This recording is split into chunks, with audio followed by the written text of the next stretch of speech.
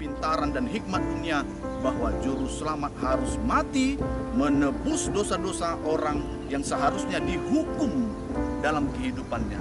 Dan setelah itu tidak berhenti pada penghukuman, tapi dia bangkit.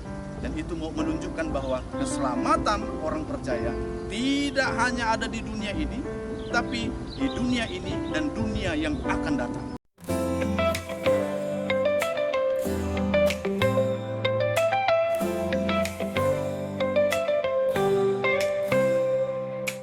Selamat datang kehidupan, selamat belajar di sini. Beribu pasar ibu hebat mengukir mimpi-mimpi. Salam, bertemu kembali kita dalam renungan pagi kita saat ini. Dan pada saat ini kita mulai dengan berdoa. Mari kita bersatu dalam doa.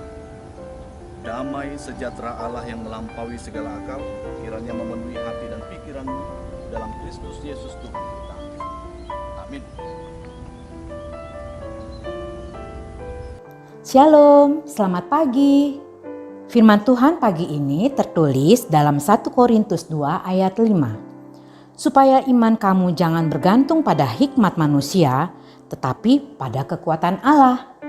Demikianlah pembacaan firman Tuhan hari ini. Berbahagialah orang yang mendengar firman Tuhan dan memeliharanya. Amin. Terima kasih atas firman Tuhan yang dibacakan oleh Nyonya Raja Gugu Borusiahan. Kami mempunyai pertanyaan. Menurut ayat firman Tuhan hari ini, hikmat manusia sangat berbeda dengan hikmat Allah. Pertanyaannya, mengapa iman kita tidak boleh bergantung pada hikmat manusia, padahal kita masih hidup di dunia yang dipenuhi dengan manusia? Terima kasih Amang Pendeta Maribo Pasaribu. Luar biasa dari firman Tuhan dan juga pertanyaan yang disampaikan menunjukkan bahwa ada keseriusan di tengah-tengah jemaat tentang apa itu yang disebut dengan hikmat Allah dan hikmat manusia yang ada di dunia ini. Apa perbedaannya? Kita akan mendengarkan firman ini dan mengetahui, sehingga saya yakin kita akan memilih untuk memakai hikmat Allah dalam kehidupan kita.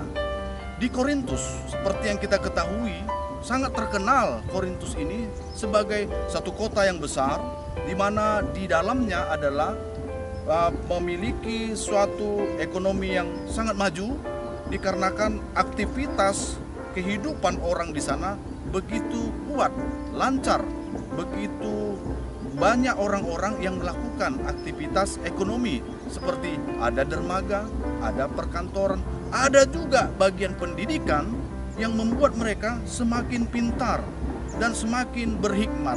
Sehingga dengan kompilasi semua itu, mereka menjadi orang-orang yang pintar dan memiliki derajat yang begitu tinggi. Nah, masalahnya adalah hal yang duniawi, hal yang ada di luar gereja, itulah yang dipakai untuk dimasukkan ke dalam gereja, sehingga jemaat betul-betul sangat bingung memakai kepintaran, memakai hikmat yang dari dunia ini atau dari gereja, dari Allah.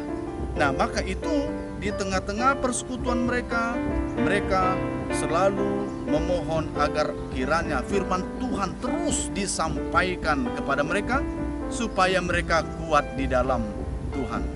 Ingat catatan yang pertama ini, bahwa mereka sangat rindu mendengarkan firman Tuhan supaya mereka bisa kuat. Nah, bagaimana dengan kita? Bapak Ibu Saudara sekalian, firman Tuhan itu adalah kekuatan kita karena mengandung kekuatan Allah yang turun kepada kita. Sehingga ketika kita mengalami duka cita, kita akan dihibur, mengalami sakit penyakit, memiliki pengharapan, dan bahkan ketika mengalami pergumulan, kita akan kuat menanggung semuanya itu dengan kekuatan Tuhan dan menang menghadapi pergumulan demi pergumulan. Maka itu dalam kehidupan kita jangan jauh dari firman Tuhan. Setiap hari kita mendengarkan firman Tuhan melalui video-video rohani yang selalu disampaikan oleh gereja. Mari dengarkan, lihat, dan nyatalah kasih Tuhan dalam kehidupan kita. Poin yang pertama, selalu yakin, ingat, dengarkan firman Tuhan. Bagian yang kedua, bahwa berkaitan dengan hikmat dunia dan juga hikmat Allah memang sangat berbeda. Dan pilihan kita adalah hikmat Allah. Karena pada zaman di Korintus itu juga ada orang-orang yang menganggap dirinya pintar, kelompoknya itu hebat, sehingga mereka membuat kelompok yang senantiasa fanatisnya sangat tinggi. Saya kelompok ini, saya kelompok itu, saya kelompok Paulus, saya kelompok Kefas, saya kelompok Kristus dan sebagainya. Sehingga ini memecah persatuan dalam gereja. Dan apakah ini yang Tuhan inginkan? Yaitu perpecahan dalam tubuh Kristus? Tidak.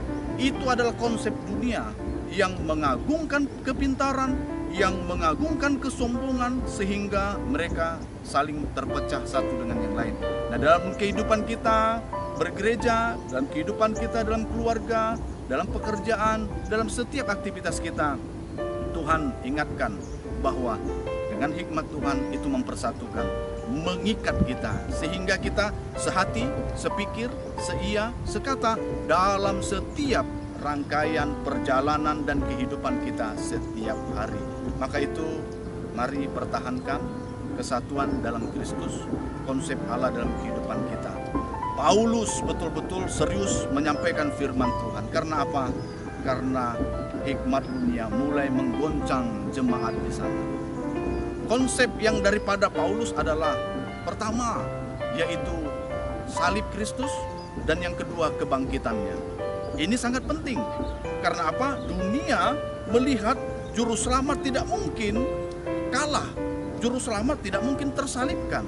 Tapi dengan cara ini dia mengalahkan kepintaran dan hikmat dunia bahwa juru selamat harus mati menebus dosa-dosa orang yang seharusnya dihukum dalam kehidupannya. Dan setelah itu tidak berhenti pada penghukuman, tapi dia bangkit. Dan itu mau menunjukkan bahwa keselamatan orang percaya tidak hanya ada di dunia ini, tapi di dunia ini dan dunia yang akan datang.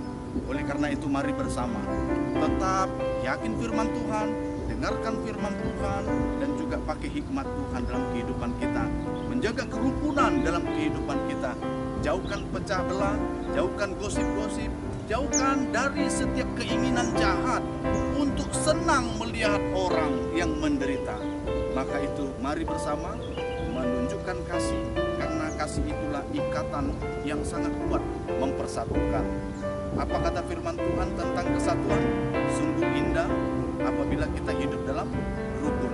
Mazmur 133. Maka itu diberkatilah orang yang mengutamakan kasih Tuhan dalam kehidupannya, dan dia pasti bersuka cita dan berbahagia. Tuhan Yesus memberkati kita semua, pakai hikmat Tuhan dengan dasar firman Tuhan, sehingga kita akan berbahagia. Oleh karena itu firman Tuhan membawa kita kebahagiaan. Tuhan Yesus memberkati.